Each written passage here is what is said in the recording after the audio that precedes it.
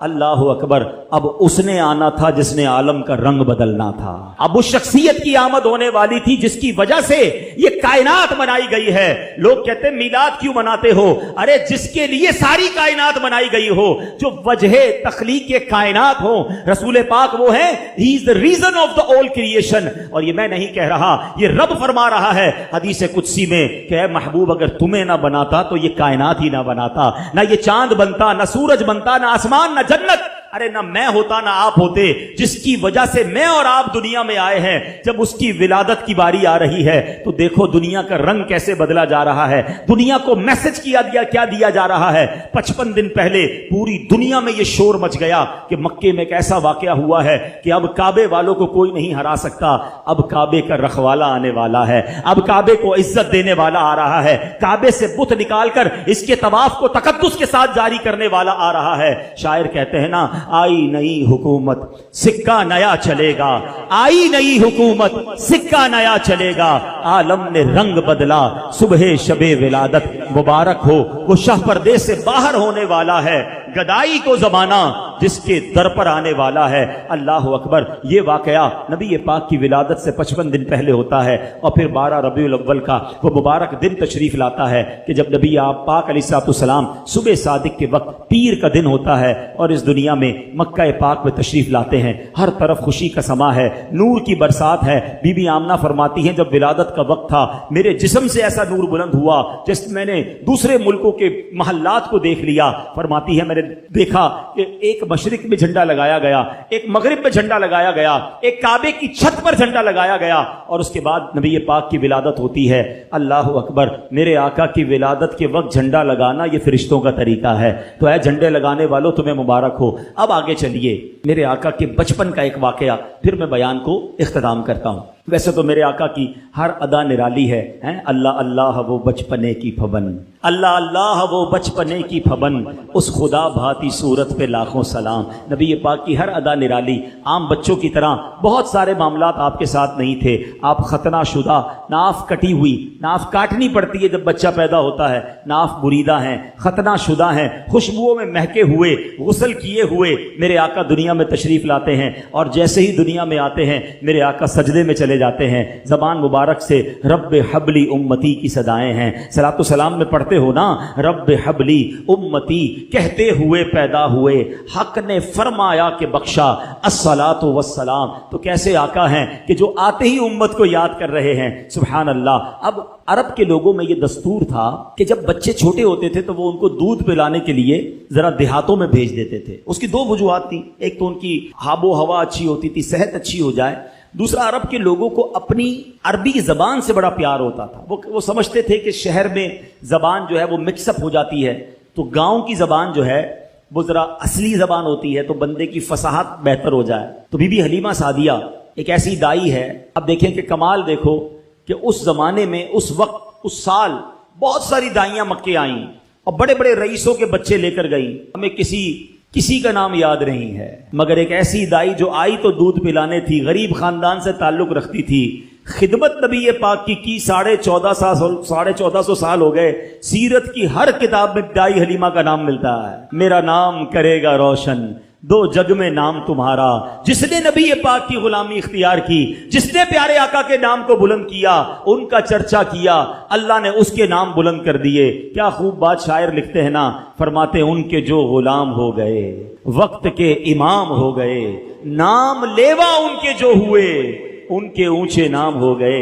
تو دائی حلیمہ کہتی میں بھی کمزور تھی، غریب بھی تھی، خود میرے پاس بھی دودھ بہت کم آتا تھا، اپنا بچہ میرا دودھ کی وجہ سے بلکتا تھا۔ میں مکے پاک آئی، سب دائیوں نے بچے لے لیے، مجھے کسی نے بچہ نہیں دیا، مگر میں نے ایک بچہ دیکھا، چاند سا چہرہ، خوبصورت چہرہ، نورانی چہرہ، مگر کوئی دائی اسے نہ لے گئی، کیونکہ نبی پاک کی ولادت سے پہلے ہی پیارے آقا کے والد محترم کا وصال ہو گیا تھا۔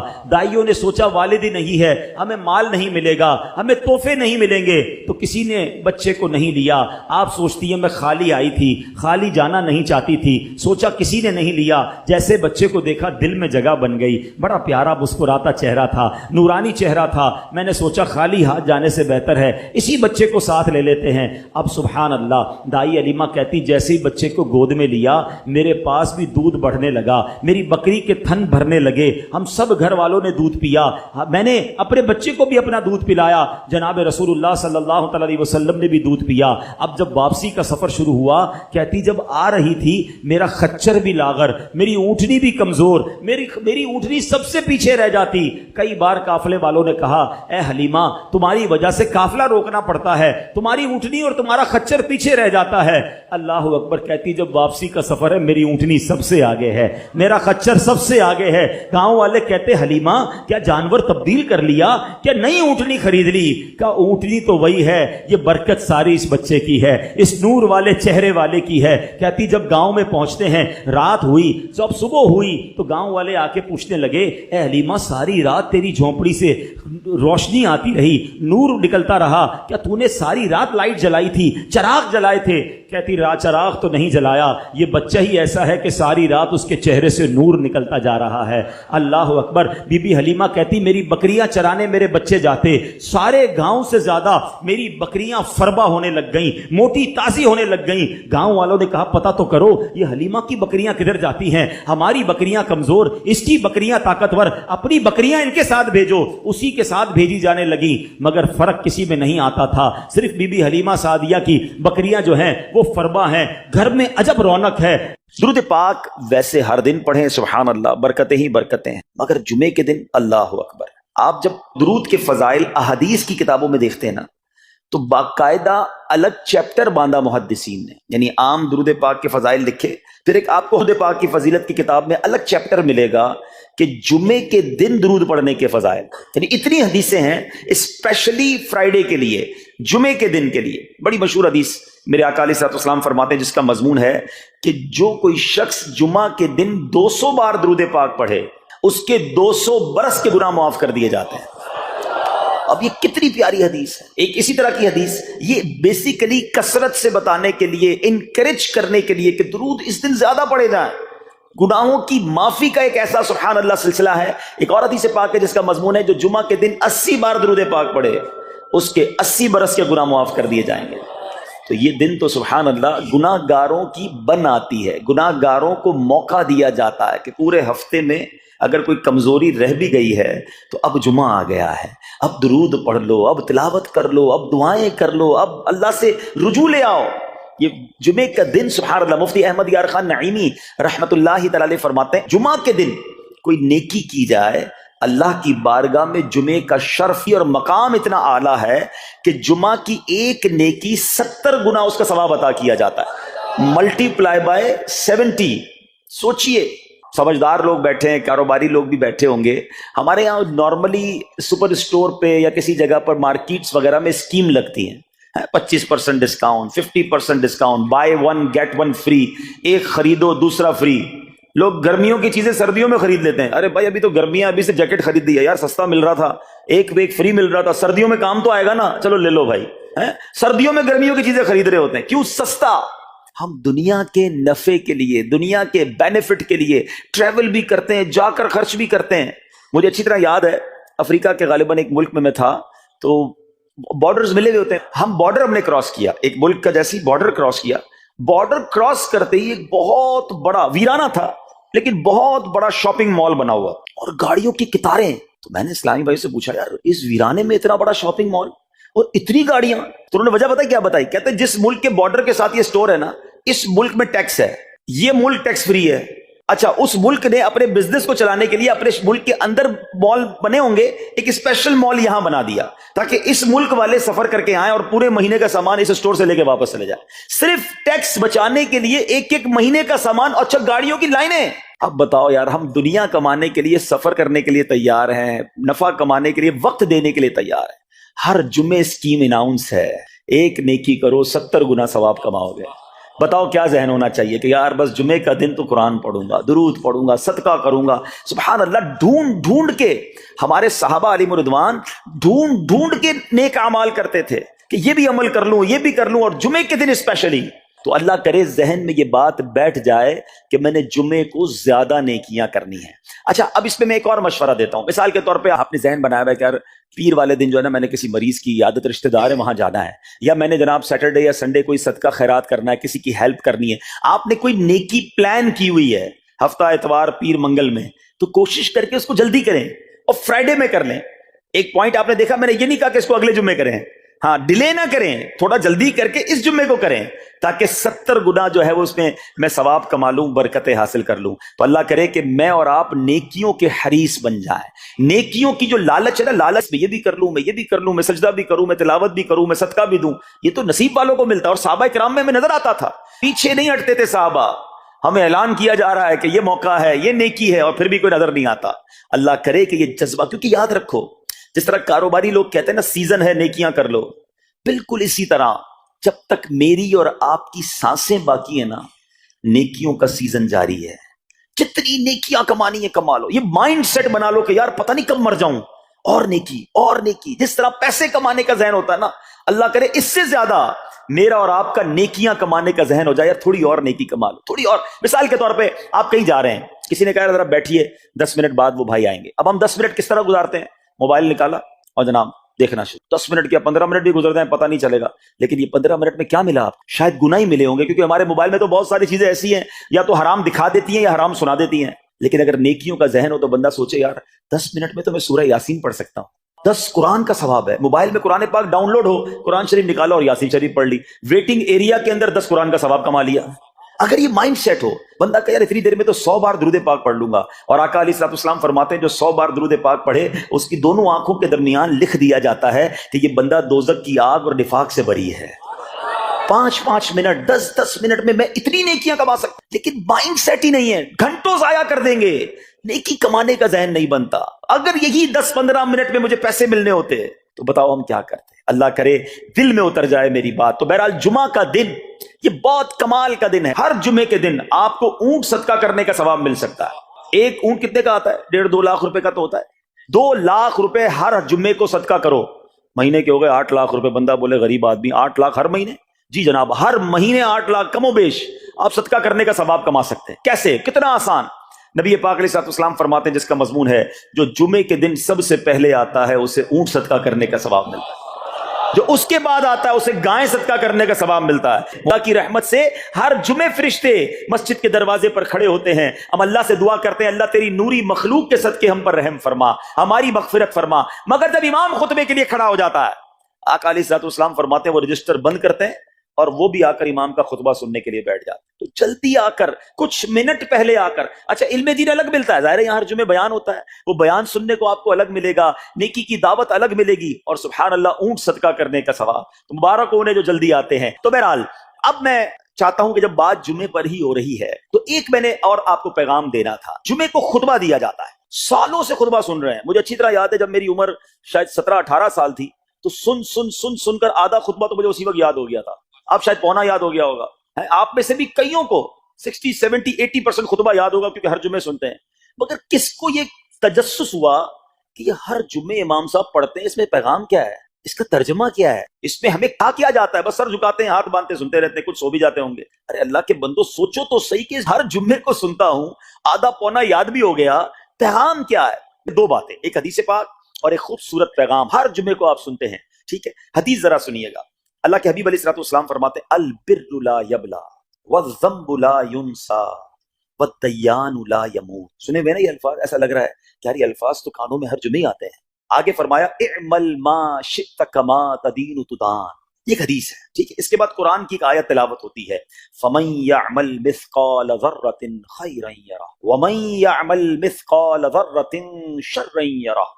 یہ کانوں نے کئی بار، کہوں کہ سینکڑوں بار سنے ہیں. دل ہلا دینے والا پیغام، بڑا سمجھانے والی بات ہے اس حدیث میں. البر لا یبلا. میرے آقا فرماتے ہیں نیکی پرانی نہیں ہوتی، کرتے جایا کرو. یہ نیکی تمہارے اکاؤنٹ میں جمع ہو رہی ہے. میں اور آپ بھول جائیں گے، میرا رب نہیں بھولتا. اس کے خزانے بڑے ہیں. جہاں نیکی پرانی نہیں ہوتی نا، اگلا جملہ سنو، وَالذَّنبُ لَا يُنسَى، گناہ بھلایا نہیں جاتا. میں اور آپ بھول گئے. افسوس یہ ہے، عجیب کہانی ہے. یہ تو ایک عجب الگ ٹاپک ہے کہ آج جس سے ملاقات کرو اس کو 15 سال 20 سال 25 سال پرانی نیکیاں یاد ہیں. لوگ ملتے ہیں کہتے ہیں 1990 میں حج کیا تھا، 95 میں عمرہ کیا، 2002 میں فلاں مسجد بنائی. آپ کی دعوت اسلامی کے قافلے میں بھی 2005 میں گیا تھا. ساری نیکیاں 15 20 سال پرانی یاد ہیں. گناہ کل جھوٹ بولا تھا یاد ہے، کل رات کو بد نگاہی ہو گئی تھی وہ یاد ہے، پرسوں غیبت کی تھی وہ یاد ہے. سالوں تو چھوڑو، ہم گھنٹے پہلے کا گناہ بھول جاتے ہیں. مگر حدیث ڈرا رہی ہے، سمجھا رہی ہے کہ دیکھو وَالذَّنبُ لَا يُنسَى، گناہ بھلایا نہیں جاتا. تم بھول گئے ہو، اگر کہیں لکھا ہوا ہے جواب دینا ہے. اور آگے فرمایا وَالدَّيَّانُ لَا يَمُوتُ، فرمایا کہ جو فیصلہ کرنے والا ہے اسے موت نہیں آتی. اللہ کو موت نہیں آنی، میں اور آپ مر جائیں گے. جس نے ڈیسیشن لینا ہے، جس نے فیصلہ کرنا ہے، اسے موت نہیں آنی. پھر آگے فرمایا اعمل ما شئت کما تدین تدان، کر لے جو کرنا ہے جیسی کرے گا. پھر قرآن کی یہ آیتیں سمجھا رہی ہیں وَمَن يَعْمَلْ مِثْقَالَ ذَرَّةٍ خَيْرًا يَرَهُ، جو ذرہ بھر نیکی کرے گا، بھلائی کرے گا، وہ دیکھے گا. وَمَن يَعْمَلْ مِثْقَالَ ذَرَّةٍ شَرًّا يَرَهُ، کہ جو ذرہ بھر برائی کرے گا. اتنا شاندار جمعے کا پیغام ہر جمعے خطبے میں دیا جاتا ہے.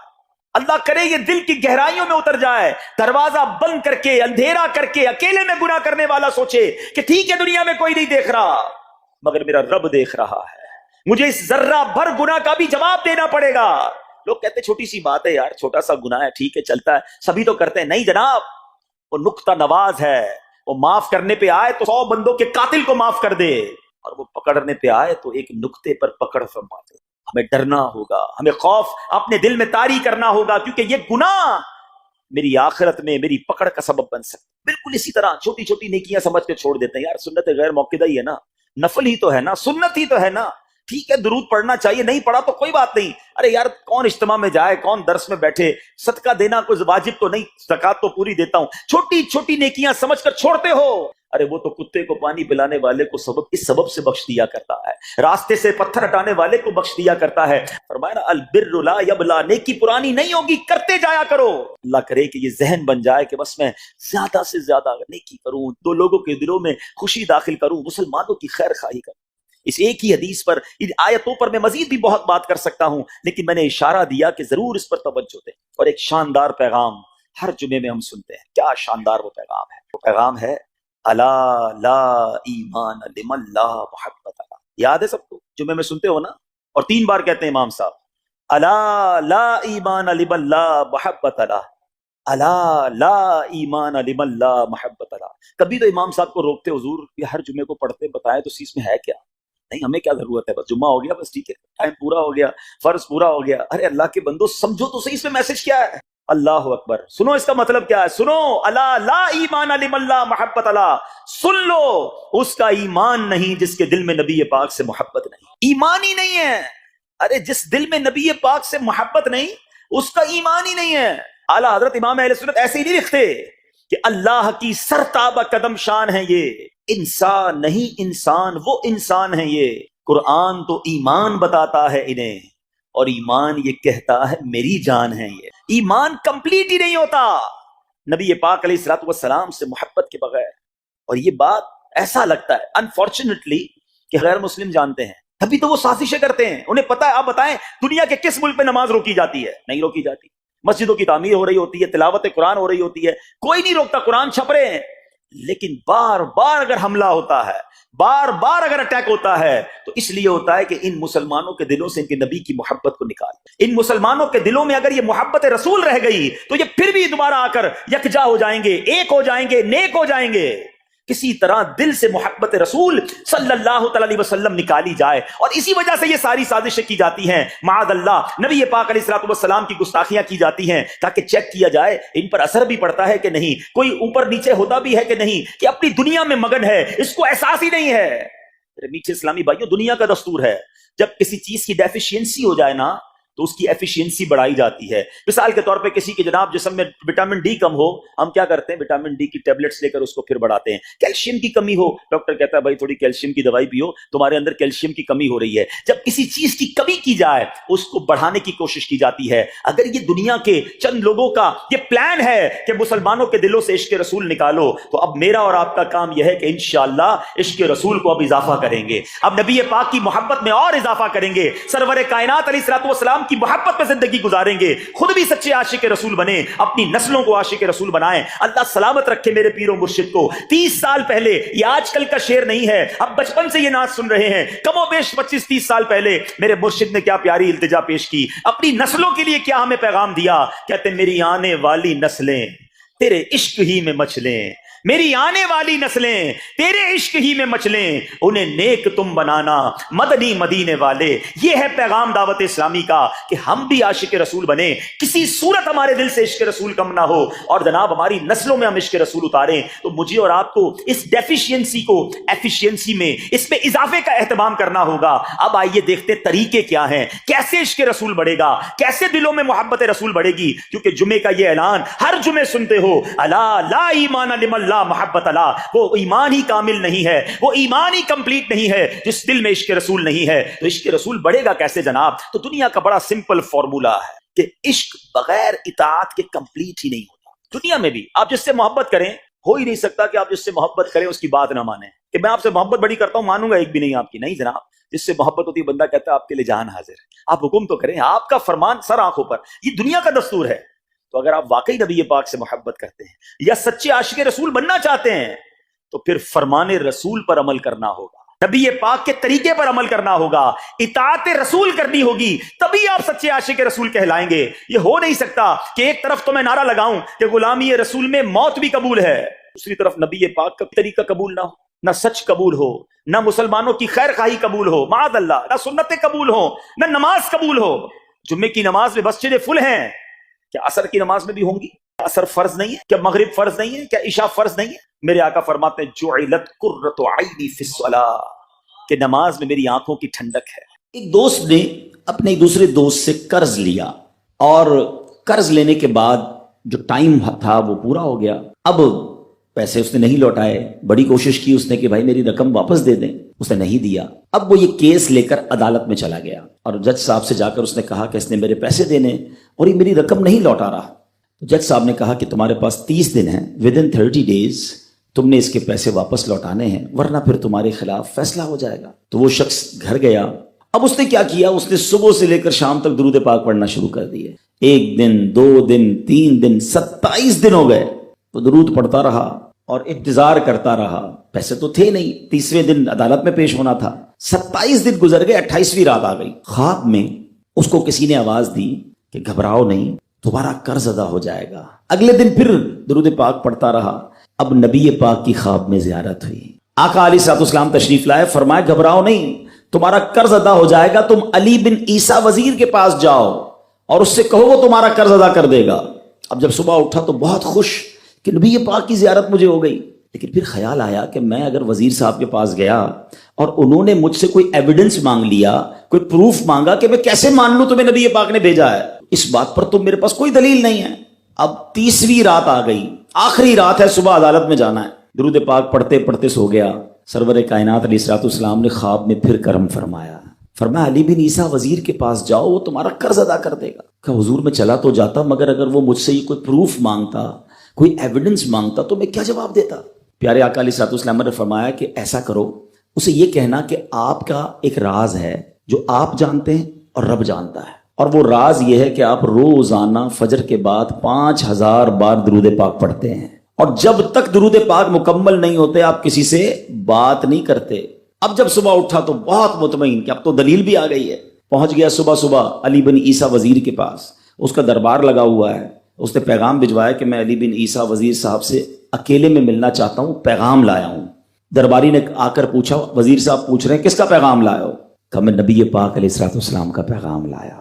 فوراً وزیر صاحب نے بلا لیا, کہا فرمائیے. کہ مجھے میرے آقا علیہ الصلوۃ والسلام نے کہا ہے کہ آپ میرا قرض ادا کر دیں، میں 3000 دینار کا مقروض ہوں، today is the last day in the court, آج مجھے کورٹ میں پیش ہونا ہے، اگر آج میں نے اپنا قرض ادا نہ کیا تو مجھے جو ہے وہ سزا ہو سکتی ہے۔ علی بن عیسیٰ کہتا ہے میں بالکل آپ کا قرض تو ادا کر سکتا ہوں، مگر مجھے کیسے پتہ چلے، کوئی دلیل ہے، کوئی پروف ہے کہ آپ کو نبی پاک علیہ الصلوۃ والسلام نے بھیجا ہے؟ کہتا ہے ہاں، خالی ہاتھ نہیں آیا، آقا نے دلیل بھی عطا فرمائی ہے۔ اچھا بتائیے کیا دلیل ہے؟ کا دلیل یہ ہے کہ آپ کا ایک راز ہے جو صرف آپ جانتے ہیں اور آپ کا رب جانتا ہے۔ 5000 ٹائمز ڈیلی آپ درود پاک پڑھتے ہیں فجر کے بعد، اور جب تک یہ درود پورے نہیں ہوتے آپ کسی سے بات نہیں کرتے۔ آپ ذرا پہلے تھوڑی دیر کے لیے امیجن کریں کہ جو وزیر 5000 بار روز درود پڑھتا ہوگا وہ عاشق رسول کیسا ہوگا؟ اس کی تو لاٹری نکل آئی نا، وہ تو خوشی سے جھوم اٹھا، کہتا ہے مرحبا یا رسول اللہ، میرے درود پاک قبول ہو گئے، بہت خوش۔ اب ابھی بیٹھے ہیں آپ، کمرے میں گیا، واپس آیا اور 3000 نہیں 9000 دینار لے کر آیا۔ کہتے 3000 تو نبی پاک کا حکم، مرحبا یا رسول اللہ، 3000 اور لیجئے، آپ نے اتنی اچھی خبر مجھے سنائی، اتنا پیارا خواب سنایا، آپ کے قدم میرے گھر تک آئے، اور 3000 مزید لے جائیے، اس سے اپنے بچوں کے لیے کوئی کاروبار شروع کیجئے، اور ایک وعدہ بھی کیجئے، زندگی میں آئندہ جب بھی آپ کو کوئی ضرورت پڑے گی نا، آپ میرے پاس آئیں گے، میں آپ کا بھائی ہوں۔ اب یہ دیوانہ بڑا خوش ہو کر عدالت پہنچا۔ اچھا everybody expecting over there, سب یہ سوچ رہے تھے کہ یہ اس نے آج گرفتار ہی ہونا ہے، کیونکہ تھا ہی کچھ نہیں اس کے پاس، پہلے ہی کہہ دیا تھا کہ میں کولیپس ہو گیا ہوں۔ اب عدالت میں جاتے ہی اس نے 3000 دینار جج صاحب کو دے دی کہ صاحب اس کا میرا قرضہ ادا کر دیں، میں جو ہے وہ اپنے قرضے سے بری ہونا چاہتا ہوں۔ جج صاحب ہوتے ہیں، انہوں نے کہا قرضہ تو ادا کر دیں گے، پہلے بتاؤ پیسے لائے کدھر سے ہو؟ تم تو کہتے تھے پیسے نہیں تھے تمہارے پاس، اتنی بڑی رقم کیسے انتظام کی؟ اب بھری عدالت میں گویا اس نے زبان حال سے یہ کہا کہ اتنا دیا سرکار نے مجھ کو، اتنی میری اوقات نہیں، یہ تو کرم ہے ان کا، ورنہ مجھ میں تو ایسی بات نہیں۔ اب اس نے بھری عدالت میں پورا واقعہ سنایا کہ میں نے تو کچھ نہیں کیا، آقا خواب میں تشریف لائے، میں وزیر صاحب کے پاس گیا، انہوں نے یہ پیسے دیے۔ سنو اس زمانے کے جج بھی کیسے ہوتے تھے، وہ جج دوران عدالت